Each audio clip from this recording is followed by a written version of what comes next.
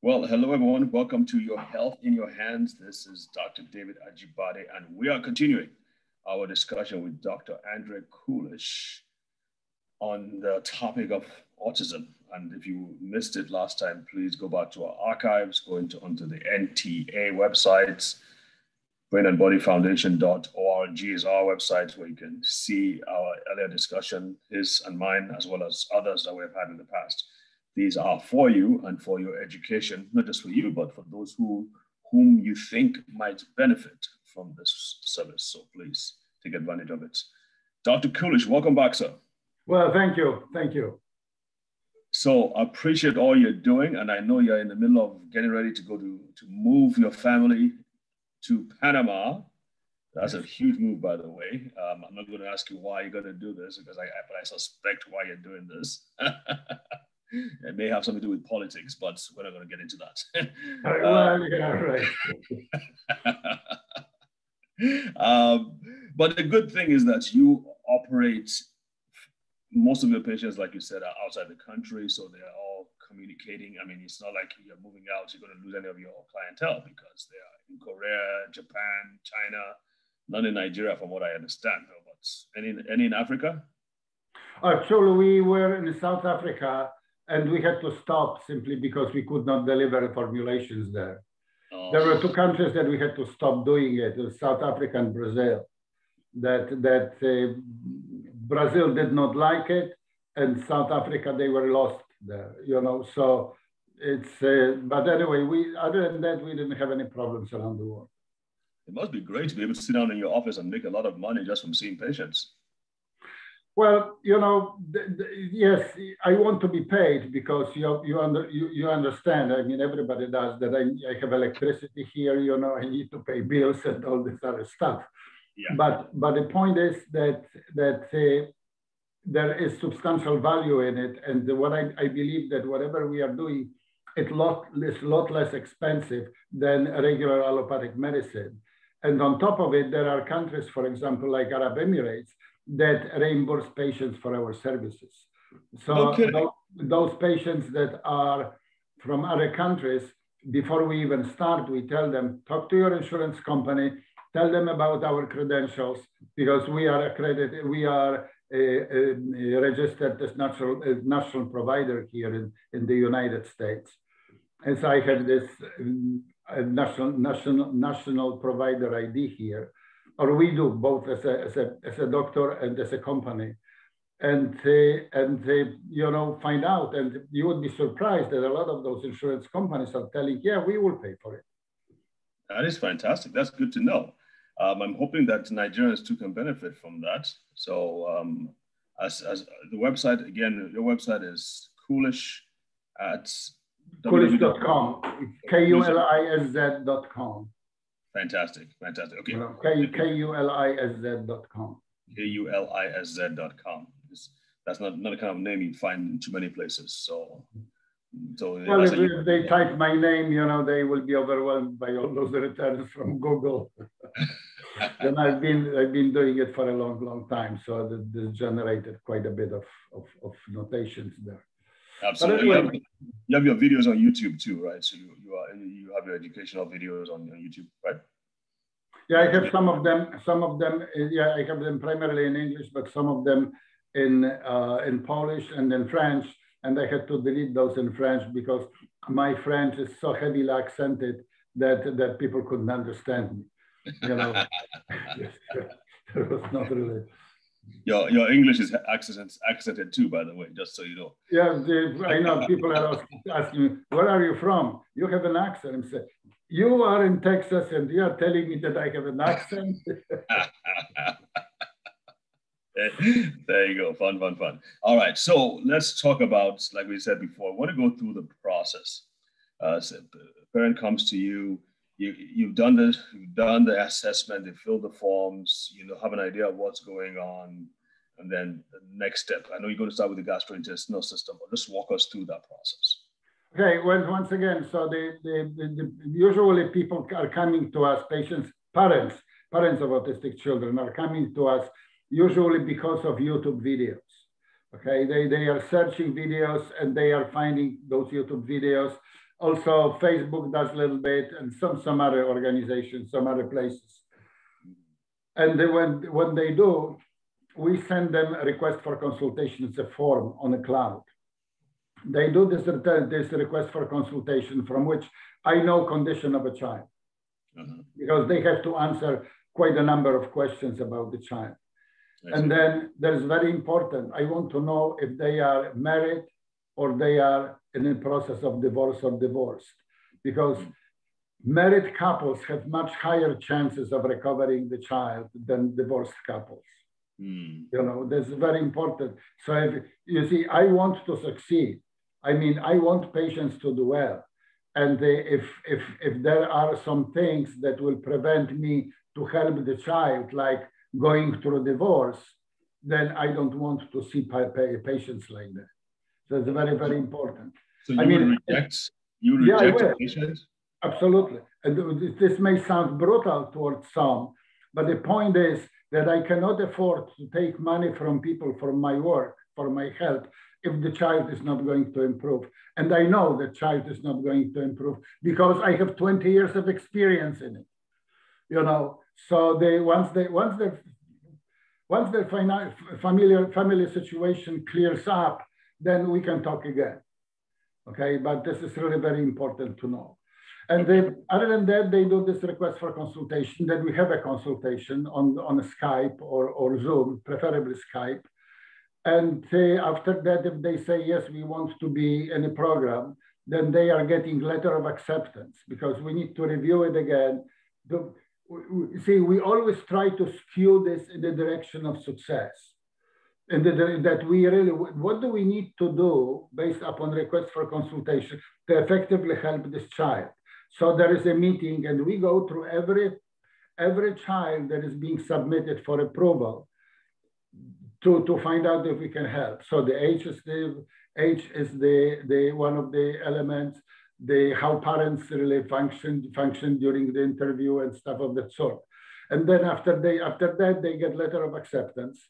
Once they approve this letter of acceptance, which basically state that your child has been accepted to the program, those are conditions that you need to be available for consultations, you need to file weekly reports, this type of stuff. And there is no requirement for payments. There is no obligation to pay for the program if they want to leave the program. So there is no, they are free to do whatever they want to do. And after they approve the letter, then they are getting invoice for first quarter. And after they pay the invoice, we send them formulations. The whole process takes about a month to 6 weeks. So this is not instant process. But after that, once things start working, then it really works like a clock, you know, so it's not a really big problem. So a month to 6 weeks from when they first fill out the form to consult with you to when you eventually send them their first batch. That is correct, right? Okay. This is a lot of it, because, you know, we need to, very often people don't have money to pay for all this. So we need to ask for a foundation that works with us for financial support. So the situation is that it's very, it is really a time-consuming thing, you know, time-consuming thing. So that's basically how it is. But other than that, I can tell you that this is pretty smooth operation, and the parents seem to be very happy with our responses. Why is it? Because they went through tons of doctors and therapists, and they have not gotten any response.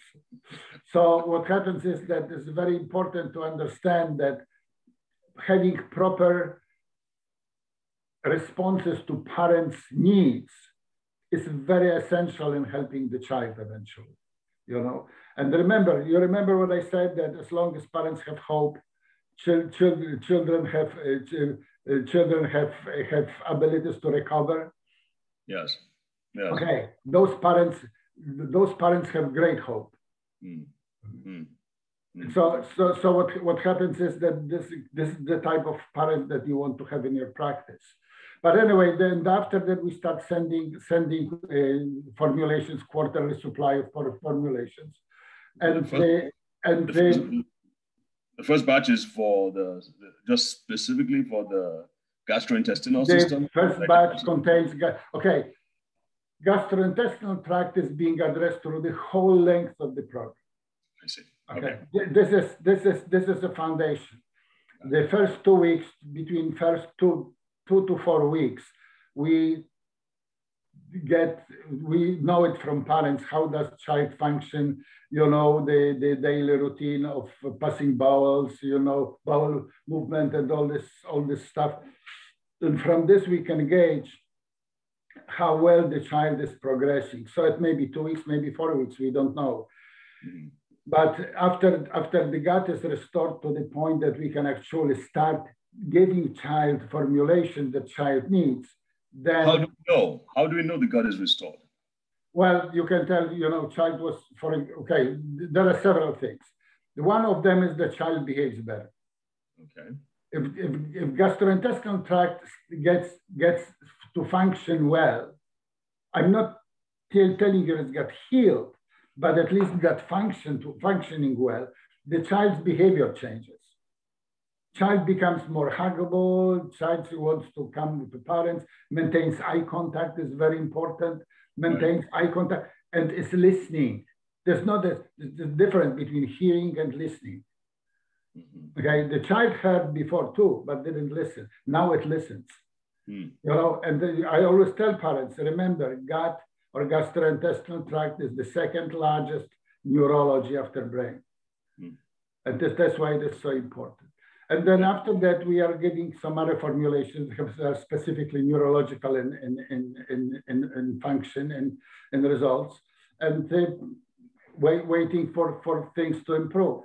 You know, I like when parents are taking children to some places where children get stimulated. The children, you see, because the child is at home all the time, there is no stimulus anymore. Right. It's like being husband for 50 years, you know. Wives know you and there is no surprise. You know, so we want children to be stimulated. That's why it's important to us that autistic children go to normal schools. I don't want autistic children to go to autistic schools. Yeah, because they're not going to be stimulated. They're not going to be challenged. Exactly. Children always want to climb up to the level of older brother, older sister, older whoever else. That's why they need to be in normal schools. That's so important. I'm such an advocate of it. And as a matter of fact, about a year ago, I had an interview with the Bremen School District in Germany. And I mentioned it to them because they said, they called me, and we don't have any results in our autistic schools. And said, because we are putting children in the wrong place. Send them to normal schools. Get those teachers from autistic school, attach them to the normal school so they can actually help the child, help children, and you will see the results. And surely they did. They took whole 3 months to call me back and tell me that it works. Wow. You know? So and the rest is just, you know, watching like grass grows. Okay. All right. So gastrointestinal system is addressed throughout the whole process. And then as the child is improving, you add other things to the process. That is correct, yes. Okay. So what are the other things you now add? Okay, the other things that I'm adding are those that really work with, that really restorative to neurology. Remember that brain of those children is very damaged. It's not developed correctly. So we want this brain to develop, to stimulate the development. So what we do is we do cytosols of brain tissues. And usually those are pig brain tissues. Incidentally, I know that there are a lot of people, Muslims, Jews, that don't do pigs. Right. But here's the point. Don't look at it as a food. Look at it as a help. And genetically, pig is very, very similar to us. That's why we have so many politicians, by the way. You know, and what happens is, at least in the United States, and so what happens is that those cytosols, this inner cell fluid that is being removed from the cell, contains tons of information about creation of new cells, healthy cells. And this works terrifically. There is a neurotrophin, neuroplex 1 and 2, or neurotrophin, and another one is neurocomplex. These are all different supplements. There's also, all of it is classified as supplements, but once again, those are very complex naturopathic formulations. Then what we do is we feed children. We give them formulations that are very rich in nutrients. Why is it? Because initially those children were malnourished. They had dysfunctional gut. So you can feed children with gold. If they cannot process it, if they cannot digest it, absorb it, then there is no value to the food. And most of autistic children are malnourished. I told you, like before, malnourished and dehydrated. So what happens is that we provide those children with very rich supplements, that very nutrient-dense supplements. And we tell parents how to feed those children: avoid white flours, avoid sugar, be on the nutrient-dense food, because children don't usually like to eat a lot, particularly autistic children. So be sure that food is very nutrient-dense, that you give children a little bit of it, but still is very, very nutritious, very rebuilding. And other than that, it's just, tons of vitamin D.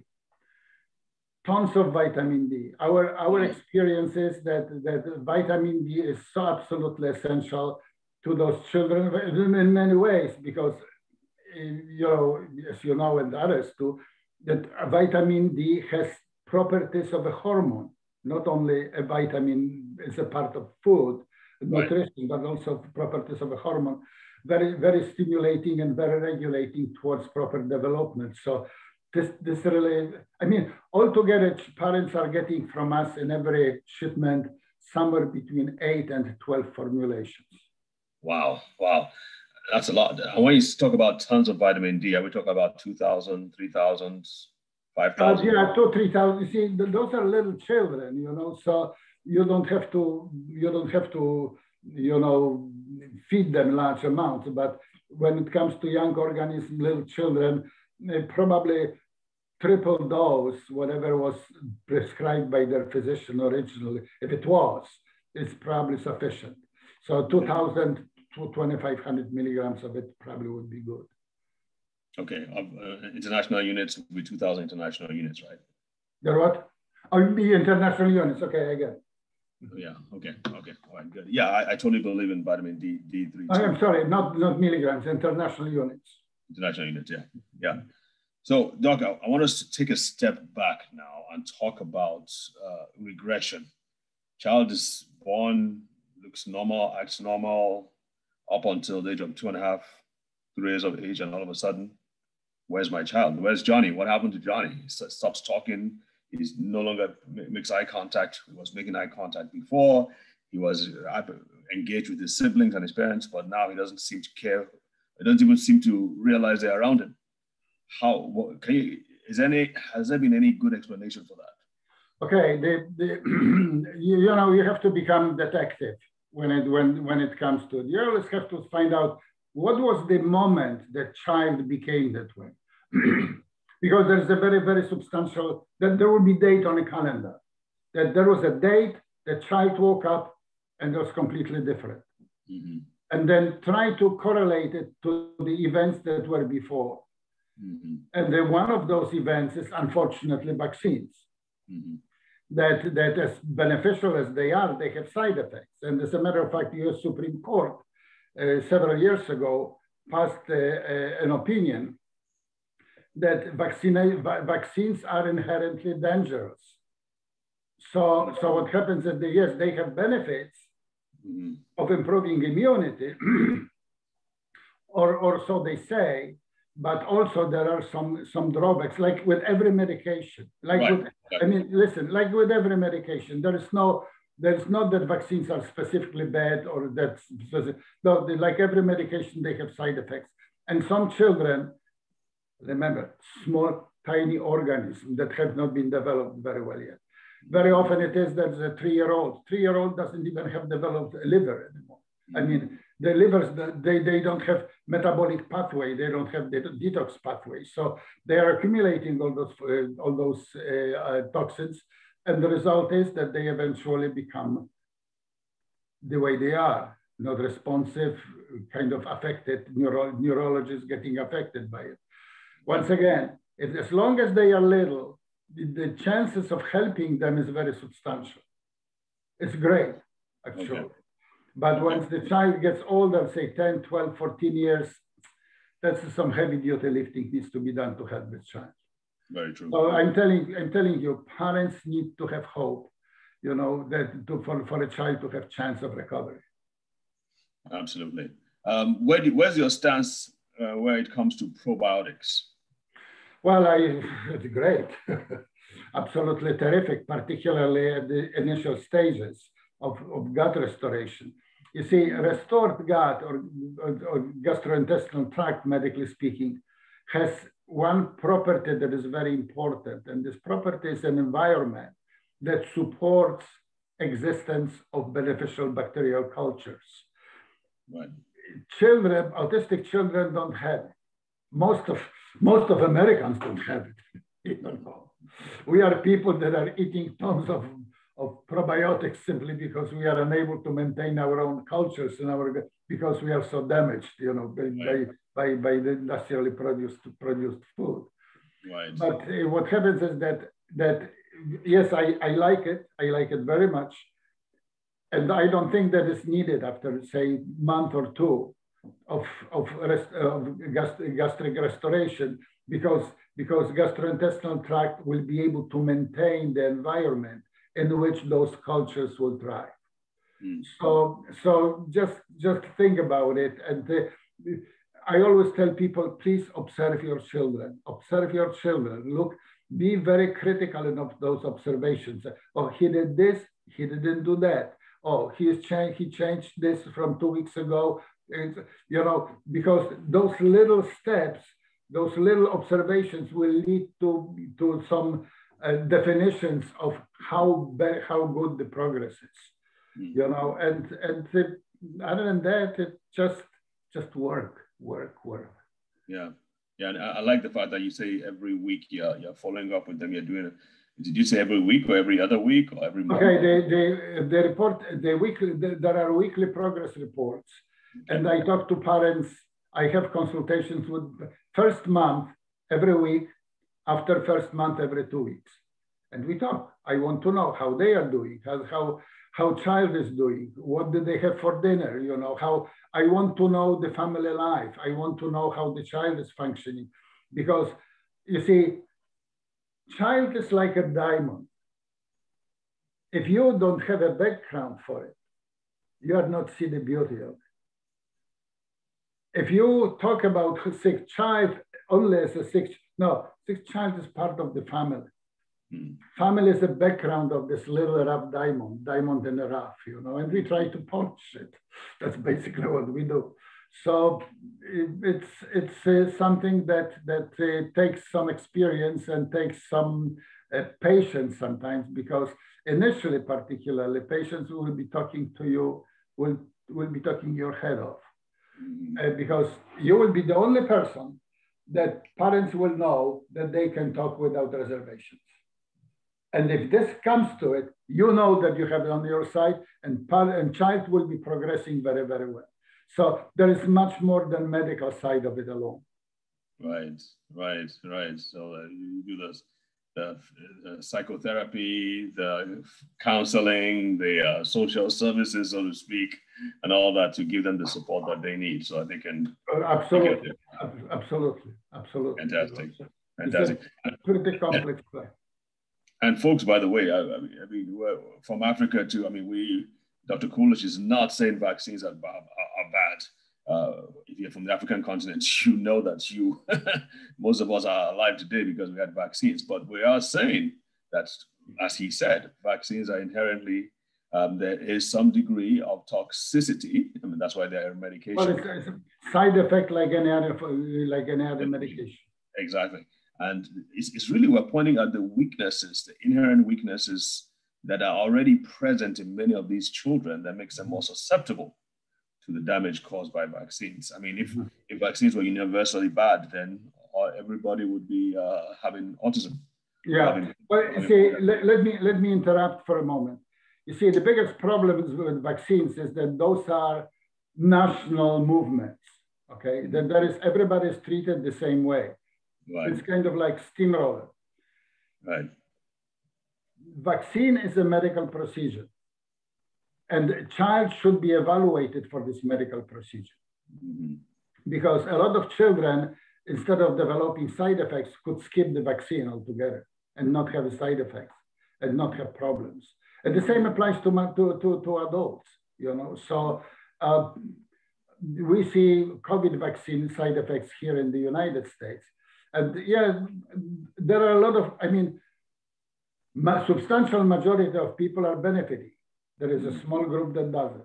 Right. You know, and this group was relatively easy to select, you know, to find out that nobody did it because of laziness, you know, laziness of the system.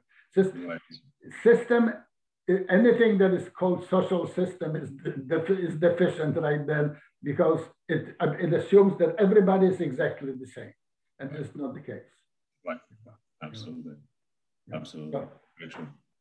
So, Doc, this is interesting. So it takes about, you let them know, parents know that it's going to take about 2 years, but from your experience, within 1.5 years, 18 months. Yeah, very often a year. Doing, you said 70%, did you say? Okay, well, I can tell you this, that when we ran a sample on about 700 children that went through our practice, and about 66, 67%, close to 70% joined the group of peers without limitations. Now, there is another 30% that is left, or 30-some% that is left, and about 2/3 of them caught up with this about 2 years later, or within 2 years after the program. And we had about 10, maybe 15% in some cases of children that we lost contact with. And there's many reasons. Parents got divorced, parents moved to another place, you know, lost jobs, whatever is the situation, that they didn't communicate with us and we lost them. So once again, remember that those children have tremendous amount of talents and tremendous amount of abilities, and helping them is not necessarily helping your family alone or a child alone, but just improves the social structure of it. You know, it gives us extra person that has incredible talents. And I always say that, remember, Einstein couldn't tie his shoelaces. Yeah, he couldn't speak until he was 4 years old. That was probably what I heard too. That what? He couldn't speak until he was 4 years old. Well, you know, you never know what's in those brains of those super people, you know, so that's basically how it is. Yeah. Well, Dr. Kulisz, we've come to the end of this other session. Thank you so much again for making the time to do this. I'm sure our viewers have benefited tremendously. Folks, remember you can reach Dr. Kulisz at kulisz.com, www.kulisz.com. To ask for more questions. We are streaming all over the world right now, so you can definitely, and of course you can access him through that website, and you can get some benefits if you have a child or you know someone who has a child with these conditions. And Doc, of course, you deal with strokes and other the brain conditions that have to do with adults as well, don't you? Yes, we have patients that are Alzheimer's and Parkinson's patients in our practice, and I can tell you, if we have one more minute, I can tell you an interesting thing, that we had a patient in Germany, and there was a situation that I was afraid that we will not be able to send another quarter on time. So we sent current quarter supplies for 4 months, then not 3 months like we normally do. And what happens is that this package got lost. So we immediately resent the package. We take responsibility for lost packages. And you know, things were progressing, you know, nothing unusual. And about 4 months later, parents of a child, parents had, wife or mother of the child had her father living with them. And 4 months later, they were awakened by singing in the father's room, this Alzheimer's father room, singing, and they ran to his room, they opened the door, he was sitting on the bed and said, "What's for breakfast?" And it turned out that he ate whole package of formulations that were for a child. Oh my goodness. You know. Well, so you're saying the supplements were for the formulations were but those are neurological supplements. So that's basically how it helped other guy. And they called me immediately, you know, they called me immediately. But by the same token, I got a call from England 2 years ago or so, that the mother called me crying, couldn't stop from crying. So what happened? Well, Johnny came to me at 7 o'clock, took me by hand, woke me up, took me by hand and said, "Mama, come to my room and play with me." Child was 2 years in our practice. We didn't want to have this child anymore. Parents forced us to keep this child. Child left program after 2 years, nothing was happening. And Nagle, several weeks after he left program, all of a sudden something clicked. And child that was completely mute it was the first sentence, complete sentence, expressed desire, waiting for a feedback, meaning mother went with him to the room to play. Autism is an incredible thing, you know, so it requires a lot of patience to deal with that. Absolutely, absolutely. Well, thank you so much, Doc, for all you do. I'm sure you've made so many difference in so many families, so we appreciate that. Well, thank you very much. Appreciate it. You take care. Bye-bye. Take care. All right, folks, see you next week. And remember, stay strong and stay safe. God bless.